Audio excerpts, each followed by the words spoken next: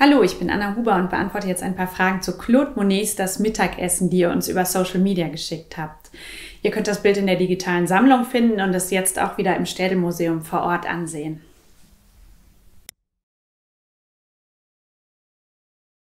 Die häusliche Szene, 3 Frauen und ein Kind um den gedeckten Mittagstisch, wird uns auf stolzen 2,30 mal 1,50 Metern präsentiert. Auch durch die annähernde Lebensgröße entsteht der Eindruck eines unmittelbaren, realen Moments. Herumliegendes Spielzeug, ein Nähkorb auf dem Stuhl, eine Bedienstete schließt gerade den Wäscheschrank, der Sohn mit erhobenem Löffel wartet auf den Familienvater. Heute mag das Bild manch einem zu konventionell erscheinen. Als es der 28-jährige Monet aber 1868 malte, sprengte er bewusst die Regeln der etablierten Kunst. Denn das große Leinwandformat war nach den Traditionen der Staatlichen Kunstakademie für die sogenannte Historienmalerei vorgesehen. Das heißt für heroische Szenen der Geschichte oder Mythologie, aber nicht so einfache Alltagsszenen. Zu Zeiten des Zweiten Kaiserreichs in Frankreich, des Second Empire, war es Monets ausdrückliches Anliegen, ein moderner Maler zu sein. Er und seine Künstlerkollegen wollten durch neue Motive, Themen und Gestaltungsweisen das zeitgenössische Leben abbilden. Die Kunst sollte wahrhaftig und zeitgemäß sein.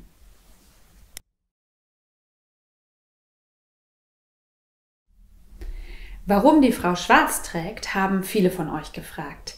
Die mit Fransen gesäumte Jacke, der schillernde Stoff, dazu diese aufwendige Kopfbedeckung mit Gesichtsschleier und Handschuhen.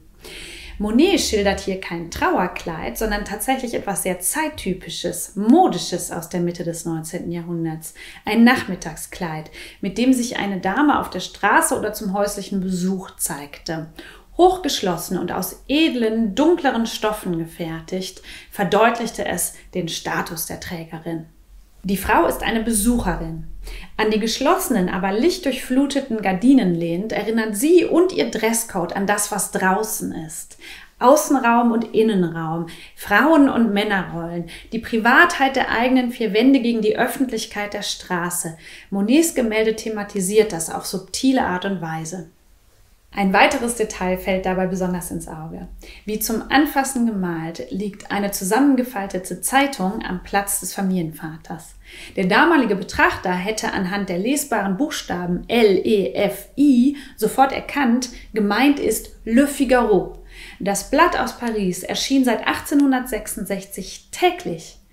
Die brandaktuelle Tagespresse einer schnelllebigen, industrialisierten, technisierten, eben modernen Gesellschaft dringt bis an den behüteten Mittagstisch.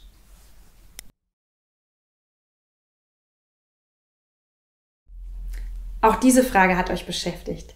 Je länger man das Gemälde auf sich wirken lässt, desto mehr beschleicht einen das Gefühl, hier stimmt was nicht.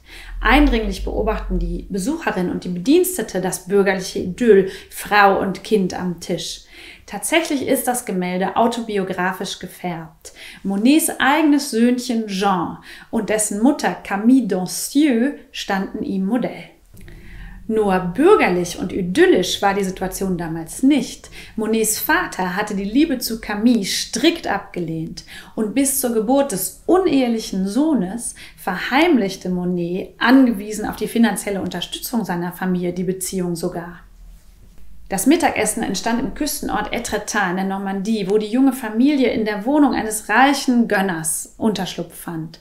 Doch auch hierhin waren Monet seine Pfänder auf der Spur und ausgerechnet im Entstehungsjahr des Bildes musste er nach Paris fliehen, Frau und Kind zurücklassen. All diese Umstände, die individuelle, subjektive Note des Künstlers, die sind dann auch in diese vermeintlich ungezwungene Alltagsszene eingeschrieben. Denn Monets geliebte Camille ist nicht etwa in der Figur der Mutter verewigt, sondern stand für die Besucherin Modell. Und ein verrätseltes Bekenntnis des Künstlers zu seinem unehelichen Sohn lässt sich sogar auch aus dem Bild herauslesen. Monet führt unseren Blick von seiner Signatur in der unteren linken Bildhälfte über die Spielsachen und die Zeitung auf dem Tisch zum Kleinkind. Und die Buchstaben auf der Zeitung lassen sich nicht nur zu deren Titel ergänzen, sondern auch zum französischen Wort le fils, der Sohn. Monets Gemälde dreht sich um eine Realität zu Hause, in den eigenen vier Wänden und wohl auch um die Tatsache, dass das Private und das Öffentliche, das Individuelle und das Gesellschaftliche sich gegenseitig beeinflussen. Seit der Corona-Epidemie haben auch uns diese Fragen stark beschäftigt. Wo beginnt der familiäre oder individuelle Freiraum? Was erwarten wir uns von unserem privaten Glück, unserem Rückzugsort? Angesichts Monets Gemälde fühle ich mich erinnert, was Mitte des 19. Jahrhunderts die Tageszeitung war, ist heute das Smartphone oder Tablet.